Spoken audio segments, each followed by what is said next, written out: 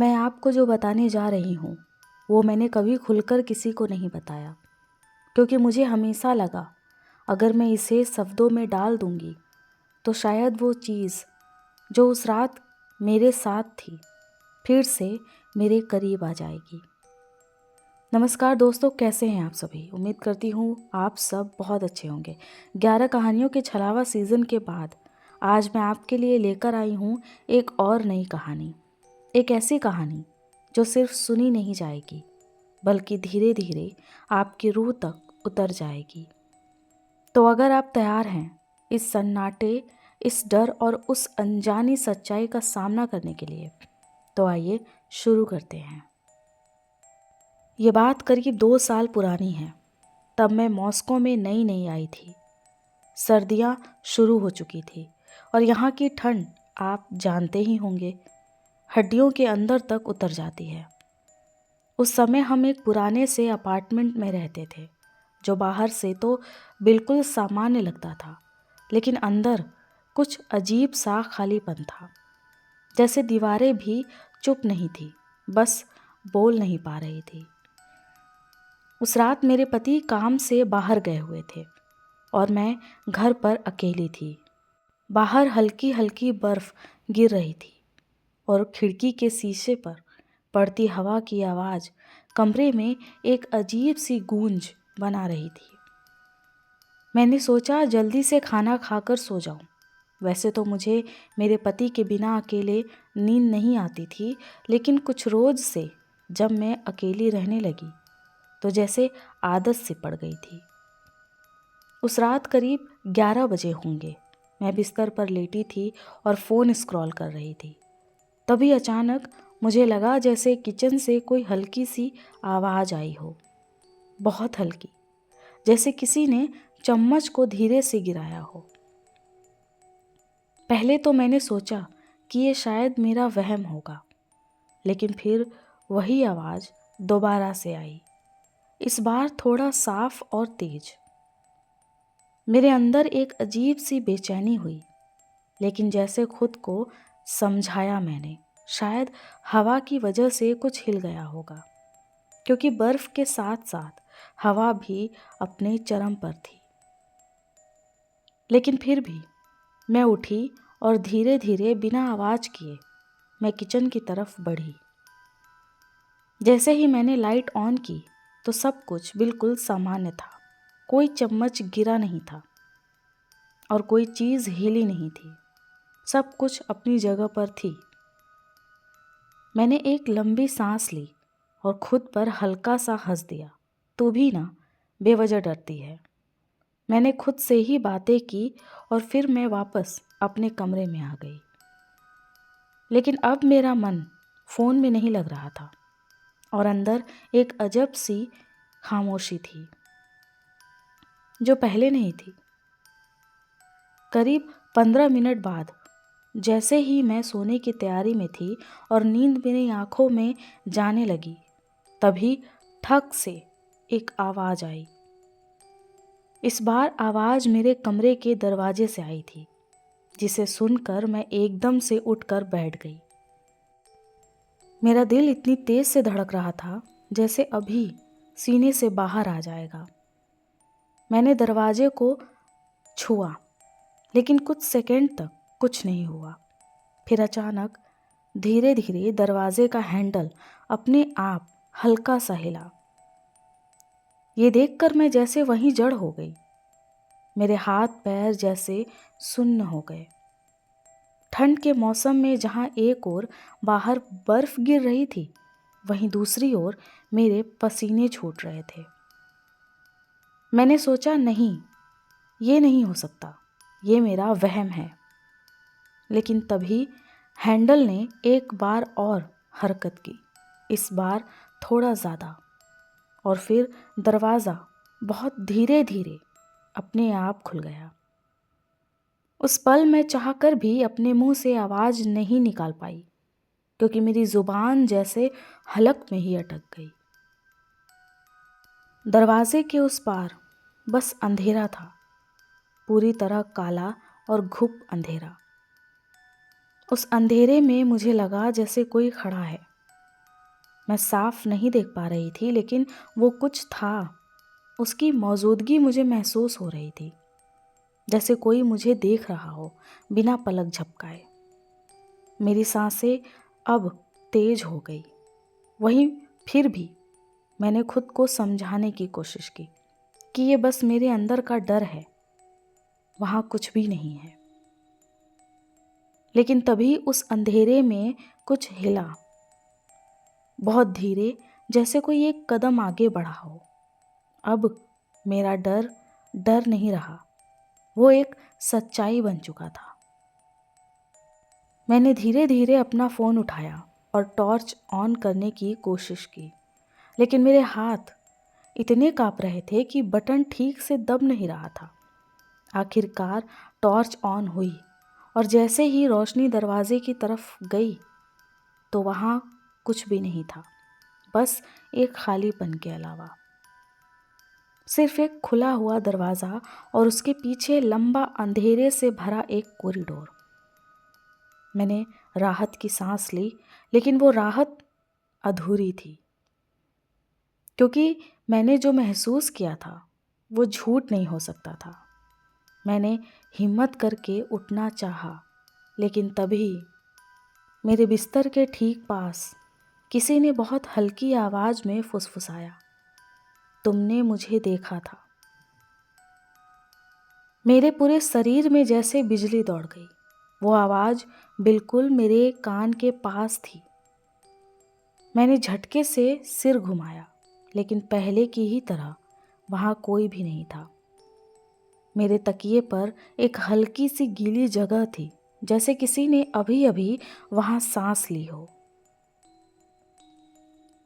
मैं जैसे रोने ही लगी थी, लेकिन आवाज़ फिर भी नहीं निकली। मैंने तुरंत फ़ोन उठाया अपने पति को कॉल करने के लिए, लेकिन स्क्रीन पर जो दिखा उसने मेरा खून जमा दिया। कॉल हिस्ट्री में सबसे ऊपर एक नंबर था जिस पर लिखा था अननोन, और कॉल टाइम ठीक 2 मिनट पहले का था। लेकिन मैंने किसी को कॉल नहीं किया था, और तभी फ़ोन फिर से बजा। वही अननोन नंबर। मेरे हाथ अपने आप पीछे हट गए। फ़ोन बजता रहा और मैं बस उसे देखती रही। आखिरकार कॉल अपने आप कट गई। कमरे में फिर वही खामोशी छा गई, लेकिन इस बार वो खामोशी खाली नहीं थी, बल्कि उसमें कुछ था, कुछ जो अभी भी वही था। मुझे समझ में नहीं आ रहा था कि अब मैं क्या करूं। ना मैं इतनी रात गए घर से बाहर जा सकती थी और ना ही अपने पति को फ़ोन कर पा रही थी। तब मैंने पूरी रात लाइट ऑन करके बिस्तर के कोने में बैठकर काटी। सुबह होते ही सबसे पहले मैंने ये बात अपने पति को बताई। उन्होंने पहले तो इसे मजाक समझा, फिर कहा शायद तुमने सपना देखा होगा। उनकी बात सुनकर मैंने भी सोचा कि शायद हो सकता है ये मेरा वहम ही हो, और मैंने भी खुद को यही समझा लिया। लेकिन कैसे? वो बात इतनी हजम करने वाली भी नहीं थी जो मैंने महसूस किया था। उसे मैं वहम का नाम कैसे दे दूं? लेकिन उस दिन के बाद मैंने कभी भी उस कमरे में अकेले सोने की हिम्मत नहीं की। और सबसे अजीब बात, कुछ दिनों बाद जब मैंने अपने फ़ोन की कॉल हिस्ट्री चेक की तो वो अननोन नंबर वहाँ था ही नहीं, जैसे वो कॉल कभी आई ही ना हो। आज भी जब कभी रात को अचानक खामोशी ज़्यादा गहरी हो जाती है और हवा खिड़की से टकराती है, तो मुझे वही फुसफुसाहट याद आती है जो कहती थी कि तुमने मुझे देखा था। और सच बताऊं तो आज तक मुझे ये समझ नहीं आया कि उस रात मैंने उसे देखा था या नहीं। उस रात के बाद मैंने खुद को बहुत समझाया कि जो हुआ वो बस एक डर था और अकेलापन का असर। एक नया देश और एक नई जगह पर दिमाग कभी कभी खेल लेता है। लेकिन अंदर कहीं ना कहीं मुझे पता था कि वो कुछ और था। अगले 2-3 दिन मैंने खुद को बिजी रखा। दिन में बाहर निकल जाती थी, लोगों के बीच रहती थी, ताकि दिमाग को मौका ही ना मिले उस रात के बारे में सोचने का। लेकिन रात रात जैसे मेरा इंतज़ार करती थी। और फिर एक रात और मेरे पति फिर से लेट आने वाले थे। घर पर मैं अकेली ही थी, लेकिन इस बार मैंने तय किया था कि मैं डर को अपने ऊपर हावी नहीं होने दूंगी। मैंने टीवी ऑन किया, कमरे की सारी लाइट्स जला दी और खुद को नॉर्मल रखने की कोशिश करती रही। करीब 12 बजे अचानक लाइट थोड़ी सी फ्लिकर हुई, बस 1 सेकंड के लिए। लेकिन उस 1 सेकंड में मुझे साफ लगा जैसे कमरे में कुछ बदला हो। मैंने तुरंत चारों तरफ देखा, सब कुछ वैसा ही था, लेकिन हवा अचानक बहुत ठंडी हो गई थी। इतनी ठंडी कि मेरे सांस लेते वक्त धुंध सी दिखने लगी। मैंने खिड़की की तरफ देखा, वो बंद थी, दरवाज़ा भी बंद था। फिर ये ठंड कहाँ से आ रही थी? मैंने धीरे धीरे अपने हाथों को रगड़ा और खुद को शांत करने की कोशिश की। तभी टीवी अपने आप बंद हो गया। कमरा अचानक पूरी तरह खामोश हो गया और पूरे घर में अंधेरा छा गया। ये सब देखकर मेरे गले से आवाज़ तक नहीं निकल रही थी। मैंने धीरे से फ़ोन उठाया और फ्लैश लाइट ऑन की। रोशनी जैसे ही कमरे में फैली, मैंने देखा दीवार पर एक परछाई थी, लेकिन वो मेरी नहीं थी। मैं वहीं खड़ी थी, फ़ोन हाथ में था, लेकिन दीवार पर जो परछाई थी वो झुकी हुई थी, जैसे कोई ज़मीन पर बैठा हो या घुटनों के बल झुका हुआ हो। और फिर ये देखकर मेरे हाथ कांपने लगे। मैंने धीरे धीरे पीछे मुड़कर देखने की हिम्मत की, लेकिन वहाँ कोई नहीं था। फिर भी परछाई वही थी। अब मेरे दिमाग ने काम करना बंद कर दिया। मैंने फिर से दीवार की तरफ देखा और इस बार वो परछाई धीरे धीरे सीधी होने लगी, जैसे कोई उठकर खड़ा हो रहा हो। मेरे गले से एक दबी हुई चीख निकली। मैं पीछे हटने लगी, लेकिन मेरे पैर जैसे ज़मीन से चिपक गए थे। और फिर उस परछाई ने अपना सिर मेरी तरफ घुमाया, जबकि कमरे में कोई था ही नहीं। उस पल मुझे साफ महसूस हुआ कि वो चीज़ मुझे देख रही है, सीधे मेरी आँखों में।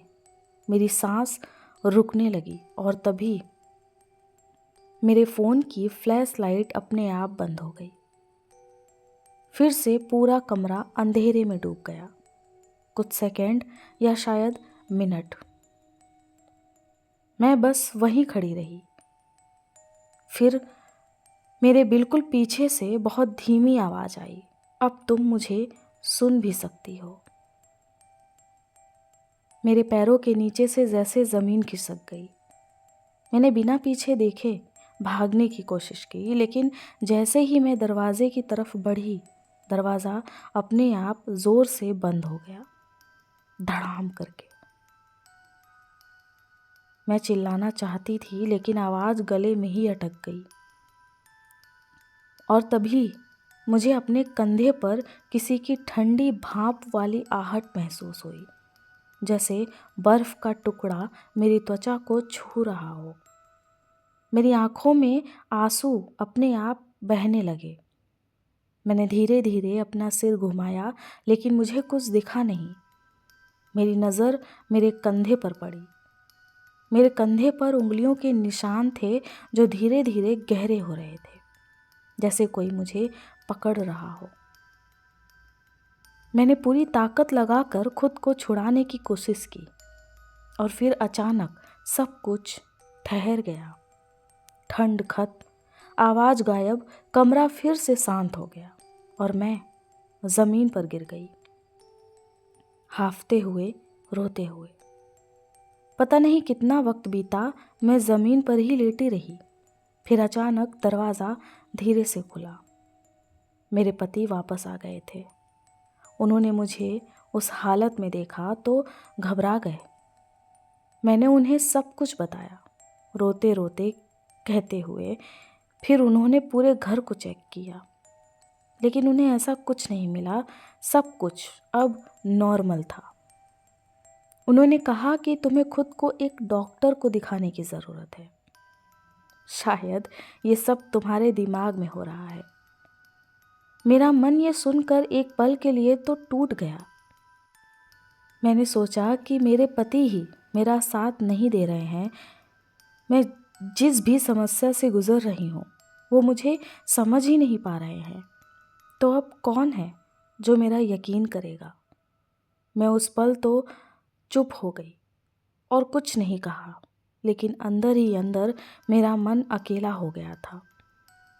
परेशानी ये थी कि मैं अपने पति से दूर भी नहीं रह पा सकती थी। तो बस चुपचाप अपने पति की बातों को ही सही मान लिया। मैंने सोचा शायद वो ही सही है, वो ठीक कह रहे हैं। हो सकता है ये मेरे आँखों का धोखा हो, लेकिन जो मैंने महसूस किया था वो धोखा नहीं हो सकता था। कुछ दिन बाद जब मैं सोकर उठी और आईने के सामने गई तो मेरे कंधे पर ठीक वही 5 उंगलियों के निशान थे, जैसे किसी ने बहुत जोर से पकड़ा हो। बस वही एक क्षण था जिसने मेरे मन में एक उम्मीद जगा दी, और मैं भागी भागी अपने पति के पास गई। मैंने अपने पति को वो निशान दिखाया, और निशान देखने के बाद इस बार उनके चेहरे पर भी डर साफ दिख रहा था। और फिर हमने उसी दिन वो घर छोड़ने का फैसला कर लिया। कुछ ही दिनों में हम दूसरी जगह शिफ्ट हो गए, और उसके बाद सब कुछ ठीक हो गया। अब कोई आवाज़ नहीं आती थी, ना ही कोई परछाई और ना ही कोई फुसफुसाहट। जिंदगी फिर से नॉर्मल हो गई। मेरे चेहरे पर अब मुस्कान रहने लगी। मैं अंदर से निश्चिंत हो गई। लेकिन एक चीज़ आज तक मेरे साथ है। कभी कभी जब मैं रात को सोने लगती हूँ और बिल्कुल खामोशी होती है, तो मुझे अपने कान के पास बहुत हल्की ठंडी सांस महसूस होती है, और फिर वही आवाज़ बहुत धीरे से सुनाई देती है, अब तुम मुझे महसूस करती हो। तभी मैं तुरंत आँख खोलती हूँ, लाइट ऑन करती हूँ और अपने चारों तरफ देखती हूँ, लेकिन कमरे में कोई नहीं होता। ये एक बार नहीं होता, बल्कि अक्सर होता है। लेकिन अब मैं अपने पति से कुछ नहीं कहती, क्योंकि मुझे पता है कि वो अब आसानी से मेरा विश्वास कर लेंगे।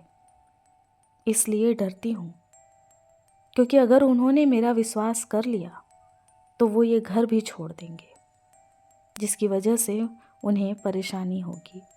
और मैं ये बिल्कुल भी नहीं चाहूँगी कि मेरी वजह से मेरे पति किसी परेशानी में पड़े।